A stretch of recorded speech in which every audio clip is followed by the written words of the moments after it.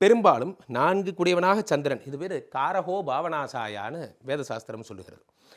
அந்த மாத்ரு காரகனே 4 கூடையவனாக இருந்தால் அந்த பாவம் கெட்டு போயிடும் அப்படிங்கிறது சாஸ்திரம். அப்போது இவர்கள் அப்பா அம்மாவை பிரிஞ்சு வாழ்கிறவங்களா இருப்பாங்க, அல்லது அப்பா அம்மாக்காக மனைவி வீட்டை பிரிஞ்சு வாழ்கிறவங்களா இருப்பாங்க. இவர்களுக்காக எந்த தியாகமும் பண்ணுவாங்க இவங்க பெற்றவர்களுக்காக. இவங்களுடைய தனிச்சிறப்பு இது. இப்போது 8 கூடையவனாகவே செவ்வாய் வந்துடுறான். இவங்க கர்ம பலன் சொல்கிறேன் பாருங்கள். பல பேருக்கு நான் கண்ட வகையில் 25 வயதுக்கு முன்னாடியே தலை அல்லது முகத்தில் ஸ்டிச்சிங் ஆகிடுது, ஏதாவது ஒரு அடிபட்டுருது. பெரும்பாலும் செவ்வாய் இருக்கிறதுனால நான் ரீசனோடு சொல்கிறேன். இதில் இவங்களுடைய பிறப்பு ராசி பலன் இது கூட மேட்ச் ஆகுதே, கண்டிப்பாக மேட்ச் ஆகும். ஏன்னா இந்த கிரகங்களோட சேர்ந்தது தானே அதுதான் கர்ம பலன்.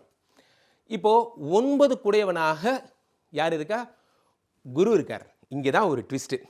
இந்த காலபுருஷ தத்துவம் இங்கே தான் வேலை செய்யுது. இந்த 9 குடையவராக குரு இருப்பதால் அள்ளி கொடுக்குறார். ஃபினான்சியர், பணத்தை அள்ளி கொடுக்குறார் குரு. ஆனால் அந்த பணம் உங்கள்கிட்ட நிற்கணும்னா 25 வயசுக்கு அப்புறம் தர்ம காரியங்களில் ஈடுபடணும்.